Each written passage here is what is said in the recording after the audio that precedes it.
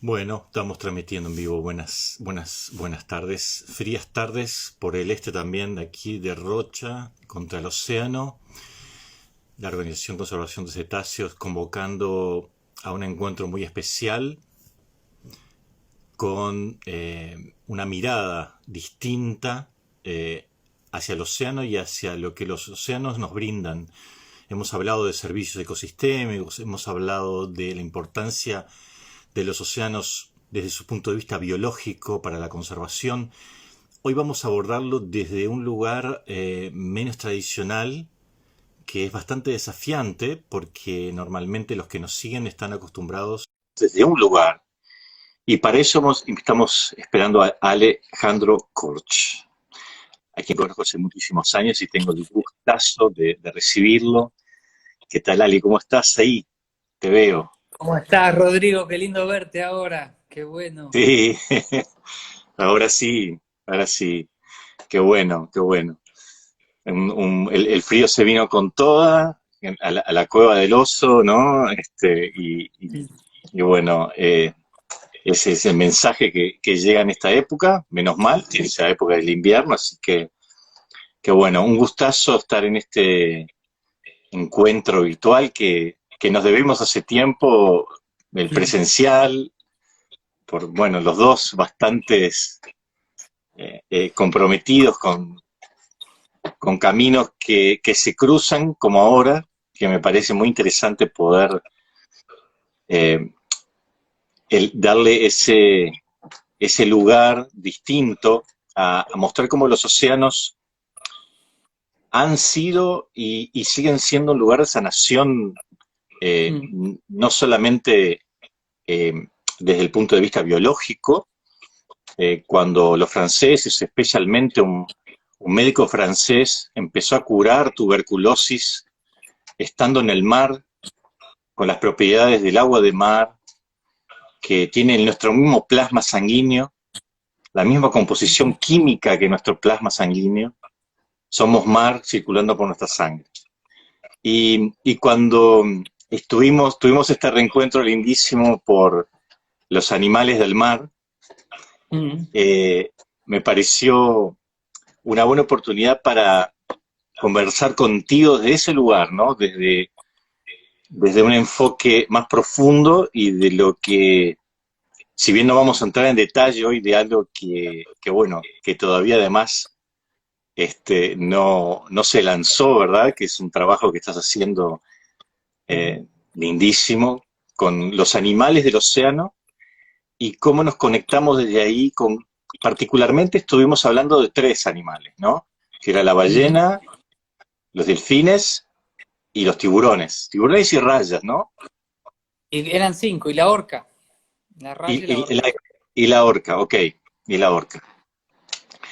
Eh, y la verdad que me encantó cómo los relacionaste desde lo que estos animales nos vienen a enseñar, ¿no? Mm. Sabiduría que tenemos y que estos animales nos muestran a su vez, porque a mí me ha pasado muchísimo trabajar desde más de la lógica, de lo racional, desde mi lado científico, pero Mm. desde que empecé con esto, Ale, la Mm. lógica irracional me ha golpeado siempre con los cetáceos, con las ballenas y Mm. delfines, donde no hay una explicación muy racional y donde el cerebro, la mente escéptica, siempre lo pone en la casualidad, ¿no? De casualmente pensaste algo y pasó, casualmente dije, y, y, y tengo historias con testigos que, que así lo testiguen, de que hay algo muy poderoso con estos animales, ¿no? Y que puede caer para muchos en una mística que de repente no a todo el mundo le llega de la misma manera, pero yo quería abrir este espacio justamente contigo para tratar de vos como idóneo, por decirlo de alguna manera, por quien está trabajando mucho más profundamente y ha ahondado en esa sabiduría de estos animales, ¿no? Mm. Así que bueno, contanos un poco, Ale, cómo viviste esta conexión con estos animales cuando empezamos a conversar bueno, ¿cómo te salió? No sé si sería el origen, pero el mensaje que trae la ballena, el delfín, la orca y los Ujú. tiburones, ¿no? Si pudiéramos decir un poquito de cada cosa sería genial, pero te dejo ahí para que seas No, vos el... tranquilo. Este, vamos a contextualizar a las personas. Yo a mi hermano Rodrigo lo conozco hace muchos años y la primera persona que me ofreció ir a ver una tierra por una posible comunidad antes de que nosotros hiciéramos las nuestras fue Rodrigo. O sea que sepan que nos conocemos por lo menos hace 15 años y que hemos tenido muchos amigos en común y aventuras en común, que nos encanta ser diferentes y complementarios y que no necesitamos poner un conocimiento por encima del otro. Yo te agradezco, Rodri, todo tu manera de decirme, pero la verdad es que fue un placer disfrutar hacer las cartas de esos animales contigo, todo tu aporte de conocimiento, tu aporte de tu mirada. El validar la mirada, ¿no? Yo creo que es cierto momento en la vida en donde uno logra validarse la mirada y quedarse en ese lugar de no necesitar etiquetarlo, sino, bueno, esto es lo que observo, esto es lo que veo. Y hablar del océano para mí me lleva directo a la tradición guaraní, porque al planeta que nosotros llamamos Madre Tierra, la tradición del Ñandrecó, que quiere decir nuestra manera de vivir, llama cuerpo de la madre agua azul. Y justamente la vibración de la Tierra vista desde los astronautas en el extranjero, ahora con estas hermosas filmaciones que podemos acceder todos, por las series de Netflix, y se llama justamente, se ve azul, ¿no? Toda la vibración de la Tierra es azul. Y en guaraní se dice ñandechi uwiretut, que quiere decir eso, cuerpo de la madre agua azul. Y reconocer que en nuestro cuerpo de ser humano el agua salada es el agua que cura, es el agua de la sanación. El agua dulce es el agua que da vida, ¿no? Es el agua que, que fertiliza desde la vida, pero el agua salada es el agua que a nosotros nos limpia, ¿no? Nos limpia, nos transforma, nos ayuda a revitalizarnos y desde las experiencias de los caminos hinduistas y el yoga y todas las limpiezas que hay tomando agua de mar y luego haciendo las posturas diferentes para llevar a esa energía, a la limpieza, hasta nuestra propia experiencia. A mí me gusta cuando las personas, una frase que repito mucho es que las personas se ponen, ¿no? Como que qué mal que le estamos haciendo a la tierra o qué mal que le estamos haciendo al agua, ¿no? Y bueno, qué mal que nos estamos haciendo nosotros. Ocupate de eso, porque la tierra, el agua, salía a la rambla del departamento que estés o en el país que estés, salía a mirar el océano, mirá el tamaño de ese ser. Es un solo ser que sostiene toda esa vida dentro de sí mismo. ¿Estás preocupado por hacerle daño? Me parece que estás teniendo un problema de egocentrismo y de confusión de quién es acá y qué está desde el comienzo, ¿no? La diferencia que tiene nuestro planeta con los otros planetas que no tienen tanta vida o que no tienen vida es la presencia del agua, ¿no? El agua es la que en medicina china incluso, y para todos los caminos indígenas, por supuesto, es la primera de los ciclos de los elementos y la que nos sostiene, y es la sangre de la madre tierra para las culturas nativas. Y desde el momento que con mi gran hermano Gusti, otro hombre en medicina que vive en Barcelona, argentino, llevamos 12, 13 años pensando este sueño de hacer un libro que se llama La Carta a los Animales de la Cruz del Sur, que es para el año que viene, que ya prácticamente está terminado. Y, y cuando fue el momento en estos 13 años de llegar a plasmarlo, de poder interaccionar, activar, para mí lo más importante, más allá de poner la medicina espiritual y que no había ningún tipo de que yo no conocía ningún tipo de libro sobre la medicina de los animales acá de la Cruz del Sur, y no conocía a alguien que pasara la cosmovisión de los pueblos nativos sureños y también de esto de las praderas, ¿no? De no querer estar por encima de nadie, de no querer reconocer que la autoridad no viene de las jerarquías impuestas, sino de lo que siente mi corazón, ¿no? Yo siento la autoridad de Rodrigo por lo que siente mi corazón cuando estoy con él, cuando lo veo, cuando, ¿no?, recuerdo nuestros recorridos. Y desde ese lugar, para mí fue imprescindible hablar del mar. ¿Con quién? No tengo animales del mar. Yo soy un ser que le tengo mucho respeto al agua. Mis hijos escuchan siempre la frase respeto al agua, es una y otra vez.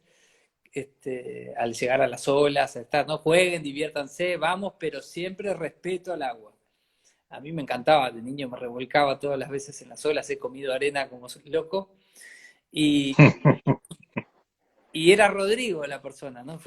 Vamos, yo quiero hablar con Rodri, quiero que podamos integrar esto de dejar de ver al espíritu como algo separado de la materia, y que cuando hablemos de la medicina de los animales, estemos hablando de la relación, que cuando hablemos de la medicina del agua, podamos ver nuestra incongruencia, podamos ver lo que nosotros nos estamos haciendo de daño, podamos ver, al hablar de un animal, la parte conductual, al hablar de un animal, la parte de relación con las culturas anteriores, honrar las diferentes culturas, poder plasmar cómo sobre un mismo animal diferentes culturas vieron cosas diferentes, ¿no? Porque al final los animales tienen su propia esencia, pero llegar a estar vacío de tus proyecciones para ver lo que ese ser es un trabajo.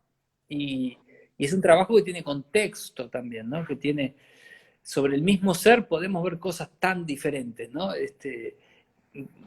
Para hablar ahora lo del mar, pero por ejemplo, cuando hablamos de la medicina de la rata,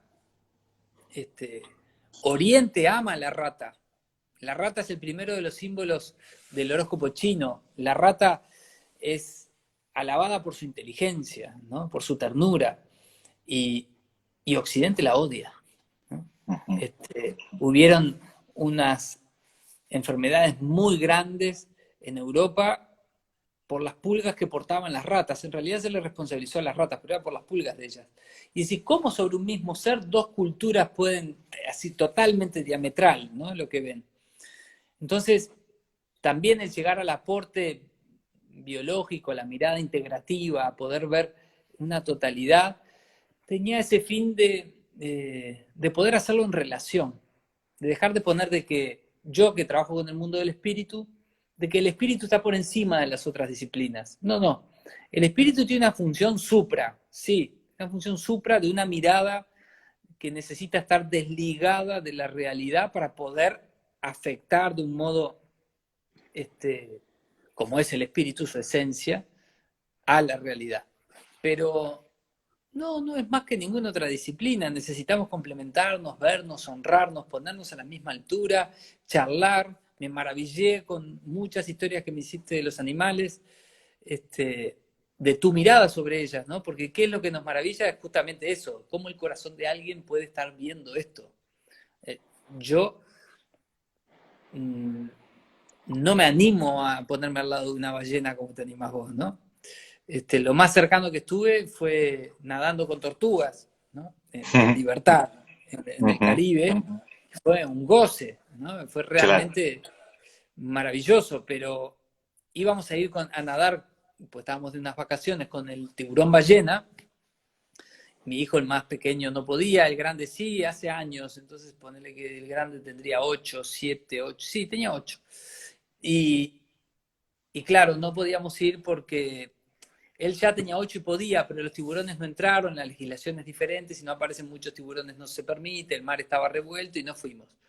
No sacamos esa oportunidad para ir en México, en Tulum, ahí en la zona del Caribe mexicano. Cuando fui a nadar con las tortugas, a los 3 días, dije, qué suerte que no pasó lo del tiburón ballena, ¿no? Yo me hubiera pegado un susto de alta mar, ¿no? O sea, eso no es alta mar, pero para mí lo era, ¿no? Se movía todo, esa fluidez del agua, todo. Y de que de pronto se me acerque un ser que mide ¿cuántos metros un tiburón ballena? Y anda en los 8, 10 metros, Uy, fácilmente. Fácil, ya está. fácil. Y encima con mi hijo me voy a entregar. Y yo sé que es inofensivo en cuanto a que no no es carnívoro, ¿no? Pero con No, semejante tamaño. sí. Sí, y eso es lo que pasa además con mucha gente que quiere ver ballenas. Y es como algo que lo supera, ¿no? Yo quiero ver ballenas, quiero estar lo más cerca de las ballenas. Y siempre decimos lo mismo. Las ballenas son las que eligen si quieren estar cerca de nosotros, para empezar. Porque Claro. nosotros no vamos a corretearlas. Porque además no tiene sentido y además estás afectando su comportamiento y es todo lo que hemos pregonado estos años, ¿no? Entonces lo interesante es vos quedarte a una distancia, ser aceptado por ellas y cuando sentís eso, que el sentís eso no es místico tampoco, es realmente sentirlo clarito. Y esto me lo decía un capitán en Punta del Este que ya lleva 16 años haciendo la práctica con nosotros de Ajá, avistamiento. Y me decía, yo ahora ya sé a dónde ir y a dónde no ir cuando veo ballenas, ajá. ¿no? Ya, ya siente de alguna manera eso.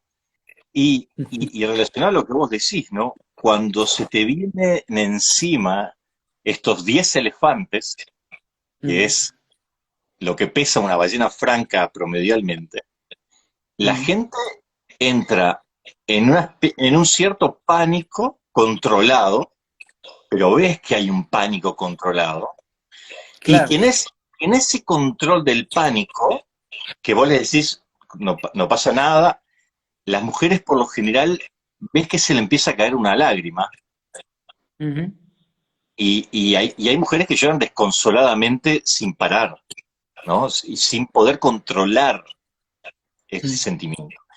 Y por el otro lado, lo que hemos visto mucho los hombres, la energía mm. masculina, que es hacia afuera, a los gritos, ¿viste? Que tenés que agarrarlo y decir, luego, controlate un poco porque... y eso que vos estás diciendo, ¿no? Hay una preparación que yo a veces compararía, no tiene nada que ver, ¿no? Pero muchos quieren ver platos voladores o extraterrestres, ¿no? En ese Ujú, afán de... Pero ¿estás preparado para eso? ¿No? mm. Y bueno, lo que hablábamos contigo sobre las ballenas la otra vez y lo que de alguna manera vos captás es muy interesante porque tiene que ver exactamente con lo que se vivencia con ellas, ¿no? Y vos, aunque no estuviste en esa realidad física al lado, estuviste, sin duda. Sí, a mí me encantó el cuento cuando vos eras pequeño, que te encontraste con ese pequeño delfín en la orilla y cómo eso te marcó para la vida, ¿no? Y antes de pedirte que lo hagas, decirle a la compañera que nos acaba de corregir, sí, claro, el tiburón ballena, la ballena son carnívoros, pero no comen humanos, ¿no? O sea, sabía que no había ningún riesgo de Claro, eso, carnívoros del fitoplancton, zooplancton, ¿no? Sí, sí, claro. sí. Eso sin duda, sí, fue un error mío. Ahora, contame, ¿qué te llevó a vos hacia el mar? Porque eso es muy bello, ¿no? Claro, que esa historia del niño que se encuentra con un delfín, pasan muchos años para después recibir esas casualidades de Mm, delfines que empiezan a aparecer encallados frente a donde vivís, por ejemplo. ujú, Pasó estando en el Pinar, ujú, delfines que era el primer delfín para todo el Atlántico Sur identificado en aquel entonces, que era un delfín tropical. Fíjate vos, en el 92, estando fuertemente. Eh, la aparición de estos delfines tropicales se atribuye a enormes corrientes tropicales que ujú, bajan a lugares donde no bajaban antes y en esa en ese seguimiento de la corriente, que estos delfines van, de repente se chocan con el agua fría de la latitud real. Y esos delfines ya en el 92 empezaron a aparecer. El delfín de Mm. Fraser se llama. Y me acuerdo que yo estaba empezando la facultad, ¿no? Y me acuerdo que el entonces especialista en cetáceos, Ricardo Pradei, un taxónomo increíble, y midiendo el cráneo para saber la especie, la única forma de saber exactamente qué especie es cuando muere un animal, un cetáceo, es por las medidas craneales. Tiene Ajá. ciento y pico. Y me dice, flaco, esto te va a pasar una sola vez en la vida, ¿eh? Y fue como un shock de sentir como digo, esta es la línea que tengo que estudiar en facultad. Y me marcó, me puse a estudiar con los delfines en aquel entonces, después Ujú. siguieron las ballenas, y una cosa llevó a otra, ¿no? Porque era siempre el pensar que lo hago este año y el año que viene veo, porque de algo tengo que vivir. Y al otro año me decía lo mismo. Bueno, este año estuvo buenísimo, fue mejor que el anterior. Otro añito más. Y así fueron 25 años, ¿no? De sucesos que uno tras otro, con hechos a veces muy fuertes y muy marcantes, muy claros, que te dicen, seguí adelante. ¿Y de niño ¿Sí? no te encontraste con un delfín pequeñito en la orilla? Y de niño me conté con un delfincito, tenía 9 años, pescando con mi padre. Y sacó una ola en una playa de esas, viste, donde la rompiente ocurre en la orilla, porque es tan profundo que viene la rompiente y solo rompe en la orilla. Y veo un pez, estaba pescando con mi padre, y dije, mirá, un pez de regalo que me trajo el mar. No, no era un pez, tenía el tamaño de un pez, yo con mis bracitos apenas podía sostenerlo, y Ujú. era un delfincito recién nacido, un delfín tonina, ¿no? Porque tenía el hocico cortito, y mi papá convenciéndome de que lo devolviera. Yo me lo quería llevar a la mañana de casa, Claro, ¿te claro. imaginás? Lo Y sí. alimento, compro atún, papá, le compro sardinas y lo tengo en casa. Era la cosa más tierna que jamás vi en mi vida, ¿no? Mm. Y me hacía el sonidito, no, tenés que devolverlo, se te muere, no podés tener. Ya ahí un mensaje interesante que vio mi padre, ¿no? De cómo hoy sigue ocurriendo además eso en los acuarios, en los oceanarios, y la Mm. gente piensa que está viendo un espectáculo, y es casi una prisión en realidad, ¿no? Para estos animales. Claro. Mm. Cosa que, bueno, comprendería mucho más. Y lo liberé y efectivamente estaba su madre y se fueron nadando. ¿Sabes Para que la cultura nativa, cuando un animal quiere avisarle a alguien que es su guardián, que es el que lo está guiando, tiene un encuentro fuerte en su primera infancia. Y muchas veces, muchas personas quedan con miedo a quién es el que lo guía porque ese encuentro puede ser tan tierno como el tuyo o puede ser un ataque del animal, que por medio de que tú te quedes con miedo, no parás de pensar y de mirarlo, te logra llamar la atención dentro de toda la creación de que mirame a mí, ¿no? Este, por eso es muy, muy maravilloso cómo te marca, ¿no? Como el delfín te marca a los 9 y bueno, después emprendés el camino de trabajar con los cetáceos y el delirio de querer sostenerte tu lugar en el mundo desde ese lugar de servicio, ¿no? Que hoy puede parecer totalmente? menos delirante, aunque lo siga siendo una utopía, pero ¿hace cuántos años que estás haciendo esto? Ahí era mucho más utopía, ¿no? Mucho más, totalmente. Sí, sí, hablar de ballenas hace 25 años atrás era realmente estar fuera de contexto absoluto, ¿no? Es decir, ¿para qué? ¿Para qué? ¿Por qué no te dedicas a trabajar en algo que sirva para la gente? Me decían, ¿no? Algo Uh -huh. útil. Digo, ¿para qué sirven las ballenas? ¿No? Era el gran desafío, ¿no? Y dice, bueno, porque la biología lo estudia así, pero ahí fue interesante porque la gente te enseña a también a buscar esa empatía, ¿no? Claro. ¿Cómo lograr esa empatía de algo que no, porque yo no me iba a pelear con la gente a explicarle. Y digo, pero hay algo que estoy fallando en realidad, porque no están entendiendo. Mm. Entonces, bueno, hicimos muchas cosas, pero sabes, es una cosa muy particular. Cuando armamos un esqueleto de ballena en la plaza, acá en La Paloma, en pleno Cantero Central, pues sabes que ahí fue cuando gran parte de la comunidad entendió y yo no podía Mirá, creer. claro, Che, qué bueno este trabajo que hicieron, ¿eh? Y habíamos estado yendo a las escuelas sin parar durante 10, 15 años, ¿no? claro. Pero eso Los nunca acercó. había. Los acercó, los Mm. acercó. Vieron la dimensión. Todavía está ahí el pobre esqueleto de lucha con la intemperie, ¿no?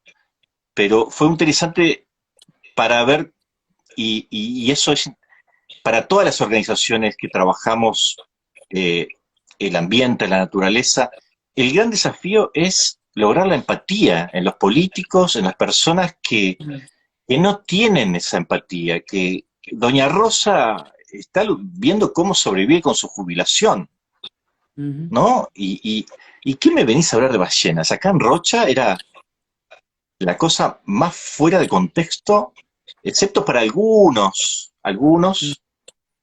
Hoy por suerte ha ganado inercia y ya hay como un montón de gente que ha Claro. tomado como esa Y inercia, estos ¿no? avatares que tenemos ahora, ¿no? Nos ayudan a darnos cuenta, cada uno en la dimensión que pueda, pero lo importante que es la biodiversidad, ¿no? Y el respeto al medio ambiente es el respeto a mí mismo, porque el ser humano va a aprender y a madurar por medio del dolor o por medio del amor, volviendo esto un desierto o disfrutando del paraíso.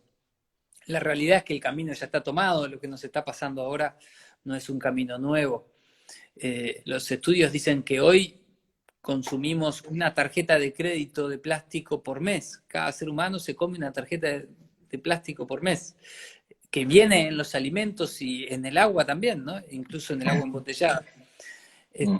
Esa es una realidad que hemos construido nosotros, una realidad que nuestros hijos van a tener que transformar, y de algún modo ya están padeciendo, y nuestros nietos y las futuras generaciones. El otro día leía la mariposa monarca, llegaron 550 millones, todos conocen la mariposa monarca, para los que no sepan, migra desde Canadá o desde Estados Unidos hasta México, llega siempre a la misma fecha del año, y para la ancestralidad indígena mexicana es la llegada de los ancestros, el espíritu de los ancestros viene dentro de la mariposa monarca, ¿no?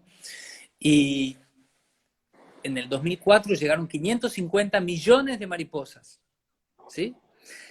Y en el 2014 llegaron 50 millones de mariposas, menos del 10%.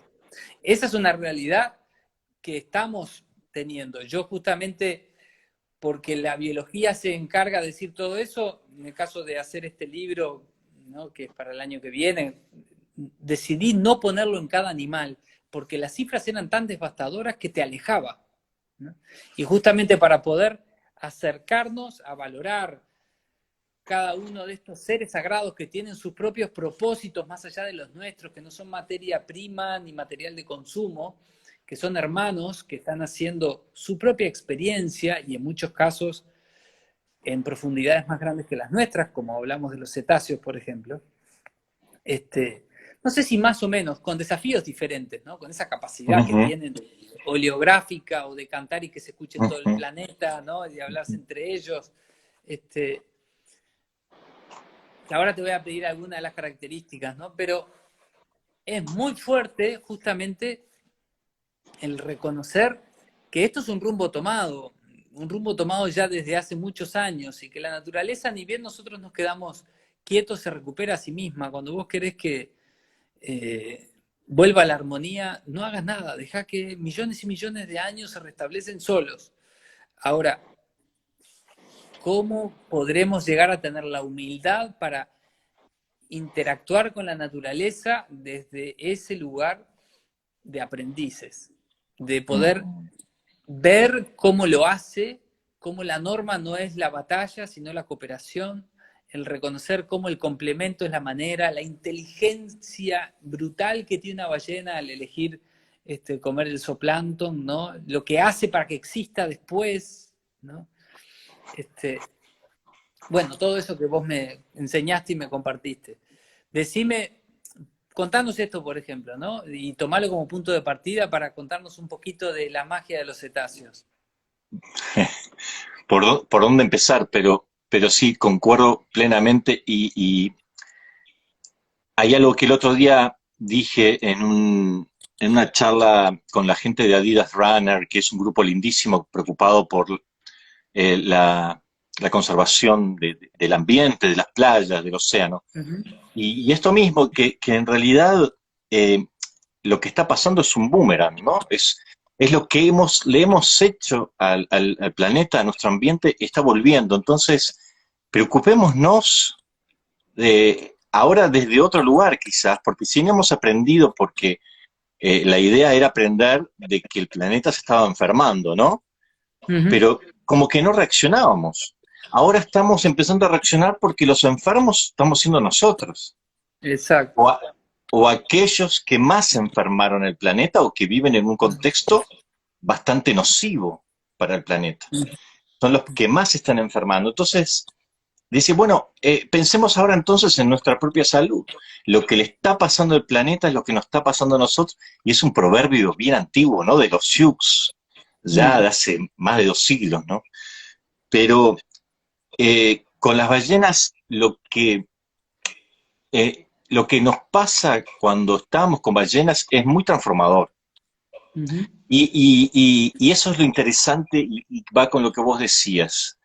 Transformador en el sentido de que hay algo que ocurre en todas las personas cuando están con ballenas, con estos seres tan fuertes, tan grandes, que vienen en forma tan pacífica, en una contradicción de tamaño y pacificidad, ¿no?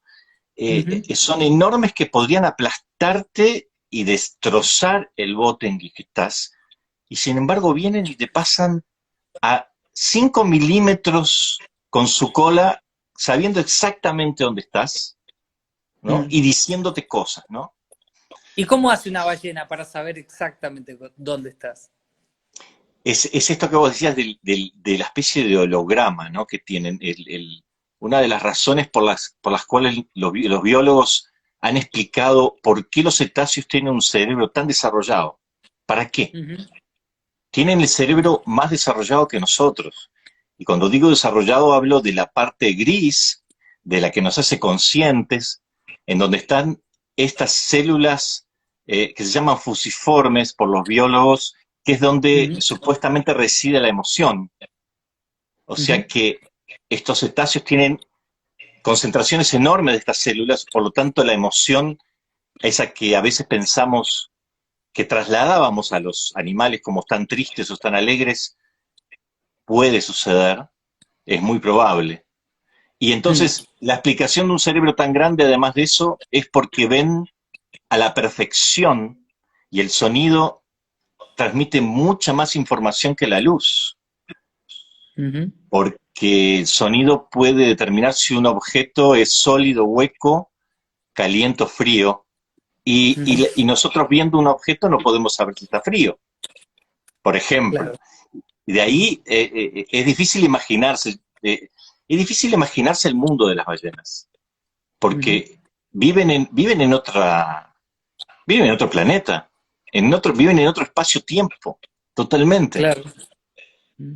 Es un tiempo totalmente distinto, donde el sonido que viaja 12 veces más rápido en el agua les Mm. permite a ellos estarse comunicando de repente a 100 kilómetros, como nosotros a medio metro. Mm. Y ahí el espacio adquiere otra dimensión, ¿no?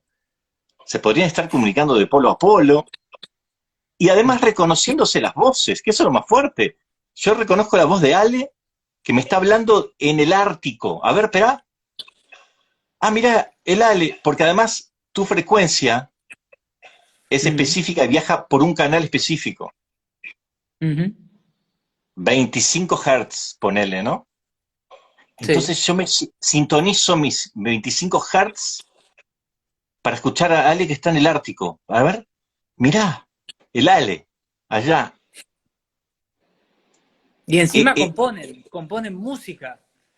encima compone música, encima compone música, sin partituras, ¿no? Mm. Sí, y se la comparten entre ellas y las familias de otro lugar las escuchan y las repiten exactas, pero cuando componen música me fascinó que dura 50 minutos una composición, ¿no? No es algo de Claro, un minuto, dos, o dos grititos, o, ¿no? Y tal cómo cual. Y sí, sí, va sí. girando por el planeta, ¿no? La composición y se grabó y se va viendo cómo una familia se la pasa a otra familia y otra familia se la pasa a otra familia y la primera empieza ya a componer otra y las canciones van girando por el planeta, ¿no? Este, Siempre menciono eso. Si hay alguno de los que nos está escuchando ahora que sea músico, mm, son los únicos que pueden entender lo que estamos diciendo. mm, Que me perdonen el resto. Habrán escuchado música. Pero componer, mm. composición musical de media hora sin partitura, desafío a todos los que están escuchándonos, 63, si hay uno que tenga un tema que dure 7 minutos sin partitura, 15, es, Y que lo es escuche y lo replique exactamente igual, como exacto, hacen las ballenas. Y me exactamente igual. encanta esta cercanía, ¿no? Para nosotros el planeta Tierra, la madre Pachamama es tan grande, pero para las ballenas se hablaban de la costa de Brasil a la costa de África como vecinos, pasame el azúcar, ¿no? Bueno, Está, ¿cómo está por claro, ahí? Por acá estamos así, ¿no? O sea, ¿sabés? tomar Sí, dimensión que el planeta es pequeño para ellas. No es que es tan grande, lo conocen, como quien conoce su casa, ¿no? totalmente, total, además, y tienen 15 millones de años de evolución, 15 millones. Otro La aspecto ballena, que me encantó es la edad de una ballena, ¿no? De eso no se habla. de eso no se habla ¿Cuánto? tampoco, porque es muy, va contra todos los principios fisiológicos científicos. Ujú. A Las ver. ballenas rompen todos los esquemas fisiológicos científicos de las creencias en cuanto a cuánto puede durar un cuerpo de un mamífero marino, cuál es la edad que es viejo, que seguramente esto lo habrás escuchado también, de que el ser humano en realidad, como cuerpos biológicos, podríamos vivir muchísimos años más y de hecho viven 200 años en algunos lugares por ahí, ¿no? Estas ballenas viven por lo menos 250 años, es lo que la ciencia ha logrado descubrir hace poco, ¿no? Y estoy seguro que viven mucho más, porque la vida que tienen estos seres es casi como estar viviendo en una eterna meditación, con algunos momentos de tantra, Mm. mezclados con ceremonias de orgías romanas en luna llena, ¿no? Eh, pero viven un mundo totalmente distinto, ¿no? De que no precisan alimentarse excepto en un momento del año y el Mm. resto del año. Imaginémonos eso nomás sería que podamos comer un día a la semana y el resto ocuparnos de otras cosas, ¿no? Claro, ¿cada cuánto comen ellas? Y pueden estar hasta 6 meses sin alimentarse, ¿no? Con una reserva metabólica que utilizan en forma muy eficiente. Entonces, esa energía metabólica les permite venir a sus momentos reproductivos sin necesidad de comer, ¿no? Y ahí vienen con sus familias, sus hijos, sus primos, sus tataranietos, ¿no? Porque los grupos son en los cetáceos hay una afinidad familiar, y de eso hablas vos mucho siempre, ¿no? Mm. Eh, Altísima fidelidad desde las familias. De hecho, por eso los delfines de cautiverio difícilmente sean aceptados por alguna familia en estado Claro. salvaje y por eso mueren generalmente también. Y porque lo Ese que- reconocen incapaz. Eso me voló la cabeza. exacto, ¿Te imaginas si a exacto. nosotros nos ocurriera eso? Los seres de la selva se encuentran con los de la ciudad y no los aceptan porque los reconocen incapaz, no saben conseguir su alimento, no saben gestionarse en estado salvaje, no saben integrarse a la naturaleza. Uf, Es, es eso mismo, es tal cual. Quedan atrofiados del principal sentido que es el sentido acústico, ¿no? mm, Pierden la capacidad de ver objetos a más de 2 kilómetros, ¿no? mm, Este, y bueno, esto que mencionaba la gente, los hermanos, los parceiros de Brasil, ¿no? La capacidad de ayuno, la capacidad de apnea. Ese es otro de los grandes misterios de la fisiología, de mm. poder estar casi 3 horas sin respirar, un mamífero marino que precisa oxígeno permanentemente en el cerebro, porque si no, un cerebro de esas dimensiones queda con lesiones gravísimas, una Claro. milésima de segundo. ¿Y cómo hacen para bajar esa profundidad de casi 3.000 metros? También son cosas que la ciencia no explica claramente. Hay una Y explicación que fisiológica, pero haciendo el paralelismo con los seres humanos, los grandes maestros espirituales para, por ejemplo, el hinduismo son aquellos que logran estar en estado de apnea de modo permanente y entrar en él y salir de él de modo controlado, ¿no? O sea, es más avanzado que controlar el corazón, es bajar la frecuencia cardíaca y luego bajar la capacidad de necesidad de oxígeno para dejar a tu cuerpo en stand-by y poder hacer tu viaje por el mundo del espíritu, ¿no? Y ellas tal lo hacen cual, de modo natural, ¿no? tal cual.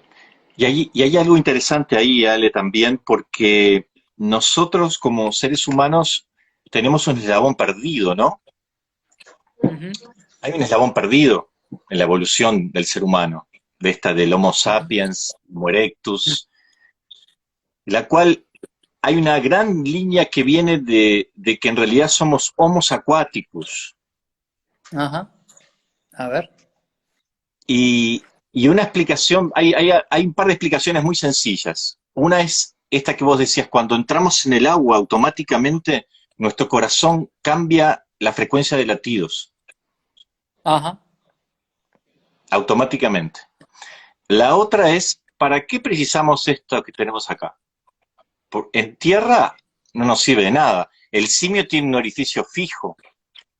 Nosotros tenemos esto. ¿Para qué? Para cuando entramos al agua. No nos entre aire. Igual que los Uh -huh, cetáceos, que cierran esto cuando en realidad este, están relajados, el músculo se cierra, es al revés, pero ahí, ahí hay un paralelismo interesante también, ¿no? Y hay un mm, montón de otras comparaciones que nos llevaría todo un rato, pero donde hay más paralelismo con los mamíferos marinos y de ahí todas estas leyendas que los australianos hablan del Dolphin Dreamtime, del uh -huh, delfín, que los delfines recuerdan que nosotros somos parientes, ¿no? mm. Y bueno, Y hablando de las maravillas, no, no, esto no da el tiempo nunca para hablar de semejantes seres. Me encanta la historia de Pletor Jacques. ¿Te animas a compartirla?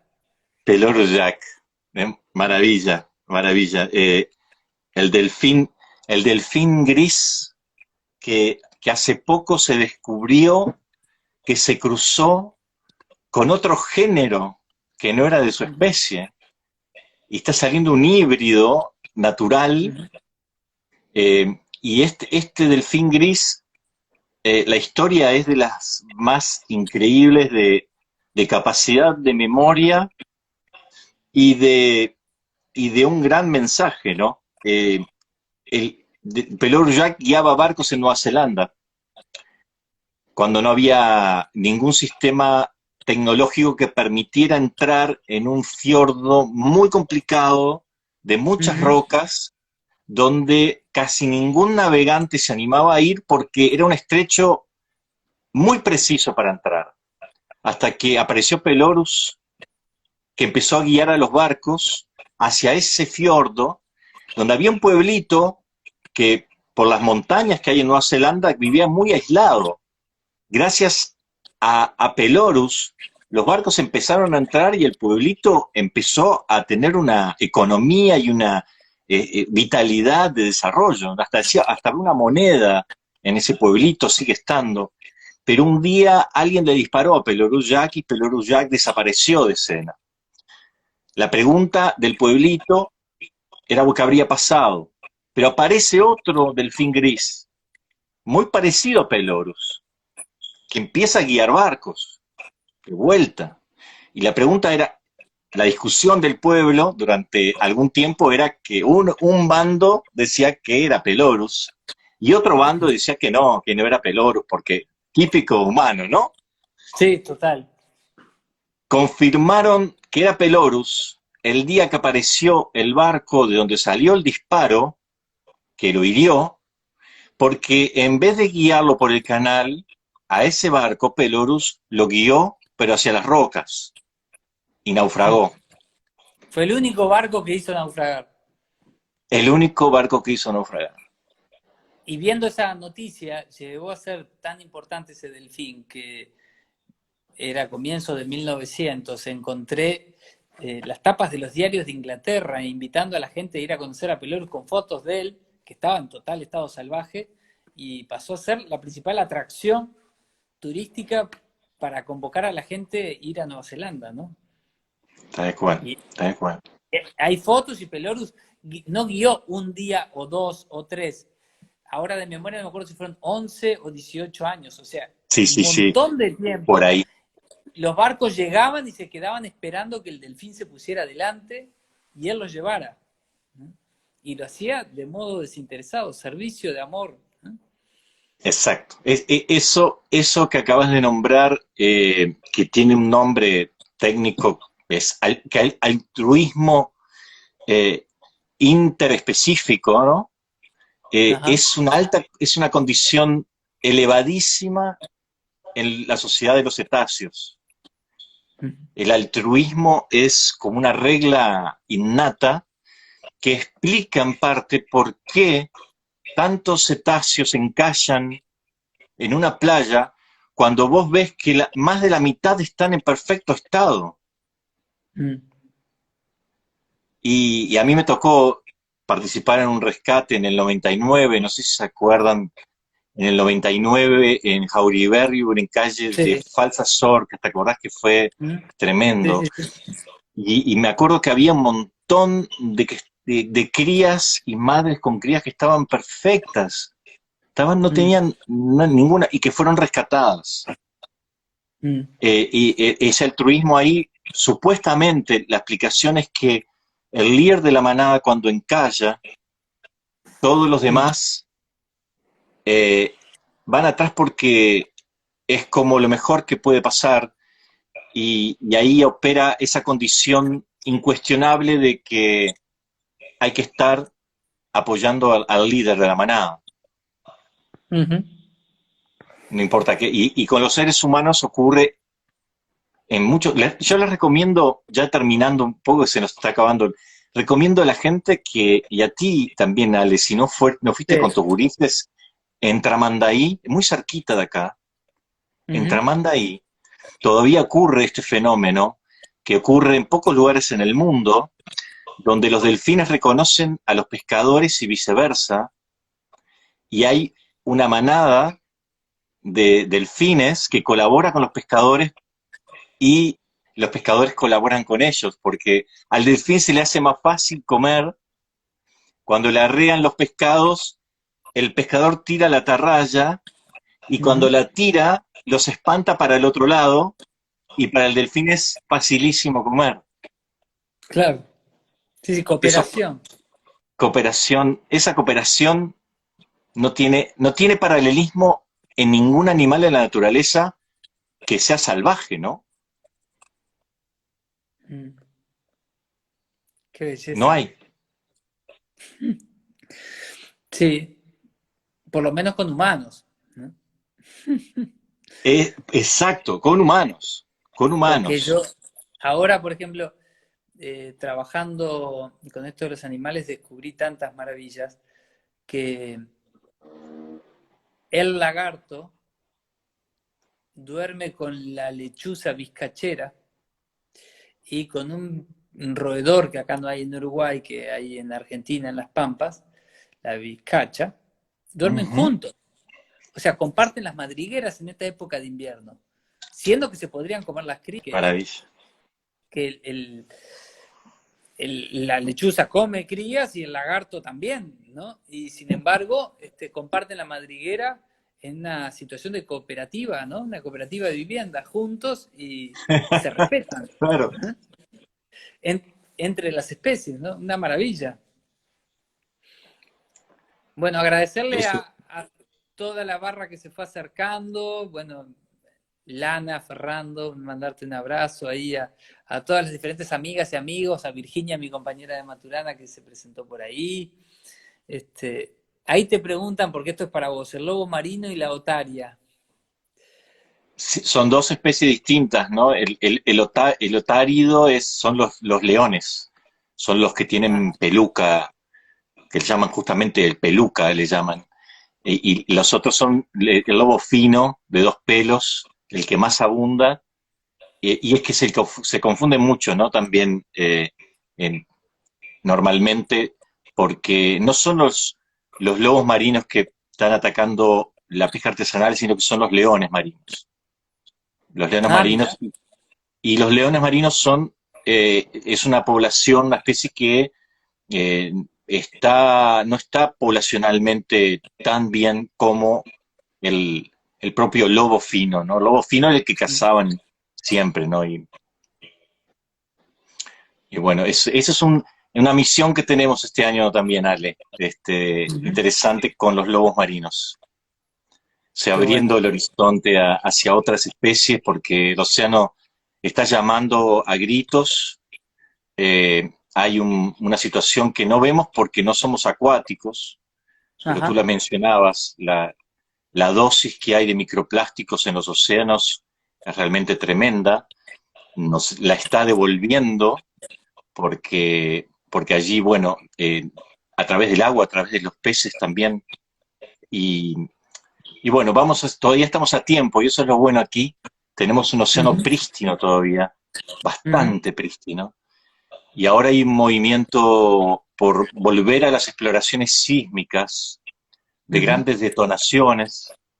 Hago un ujú. llamado también para que estemos todos atentos, bien informados, para actuar en conjunto, porque esto es uno de los impactos más graves que ocurren en el océano y que no lo escuchamos ni lo vemos. Claro. Ujú. Y que aparte a Ahí, los bueno, cetáceos con su capacidad auditiva los afecta, ¿no? Vos me contabas que los varamientos más grandes tienen que ver justamente con desorientaciones por este tipo de bombas dentro. Y para cerrar te quería preguntar que nos compartas esto del fondo marino, ¿no? ¿Qué hay en el lecho marino? Que me contaste que había unos tesoros increíbles, ¿no? Que tesoros no increíbles. sabemos que eso forma parte de esta tierra, de Uruguay, ¿no? Y bueno, yo ya me despido de todos, así estos minutos que nos quedan vos cerrás con eso. Ahí está, Gracias, un gracias, abrazo gracias, gigante. Ale. Tremendo, tremendo, Ale. Cerrando entonces con ese mensaje me parece buenísimo, porque tenemos tanto territorio acuático como terrestre. De hecho, ahora el subsuelo, el suelo marino ha superado a nuestro territorio terrestre. Y en Ajá, ese talud, en esa plataforma a los 100 kilómetros de aquí de la costa, cuando empieza a descender de nuestra plataforma, que es bastante poco profunda, empieza a descender a 80, 90, 200, se va a los 2.300, 3.000 metros de profundidad. En ese terraplén donde aflora además toda una masa de nutrientes de la Antártida, ocurre una especie de floresta, de selva ujú, submarina, de corales de profundidad gigantescos que hace muy pocos años se descubrieron y que están gravemente amenazados y que depende toda la red trófica de ese bosque, es como las ramas de los árboles para un montón de peces y de otras, de invertebrados, vertebrados, bueno, toda la red trófica que ocurre ahí. Así que un gran desafío que tenemos, Ale, de aquí en más, es llegar a crear una reserva marina a 100 Ujú, kilómetros de la costa ujú. bueno, que sea una esperanza para los océanos y todos los uruguayos podamos apropiarnos de ese, nosotros lo llamamos el Departamento 21, Ujú. Me y nos encanta. podamos apropiar de eso que es nuestro y que desconocemos. Así que bueno, por eso me encantó esta conversación también contigo. El honor de siempre de caminar juntos y la verdad que el ser humano sabe mucho más sobre el espacio que sobre el mundo interior propio y sabe mucho más del afuera que del mundo interno de la Tierra y de todas estas profundidades del mundo del agua que nos tiene tantos misterios maravillosos, mágicos. Gracias, Rodri, por dedicar tu vida a acercarnos a esto, ¿sí? Que es una Gracias, partecita gracias muy sagrada inmensas. de nosotros. Y gracias Gracias a por vos, darme la Ale. oportunidad de acercarme a vos y compartir este espacio con toda la gente de OCC. Un abrazo gigante, Gigante. el honor de siempre caminar juntos. Abrazo para toda la gente. Abrazo enorme. Muchas gracias, Ale. Gracias a todos. Chau, chau.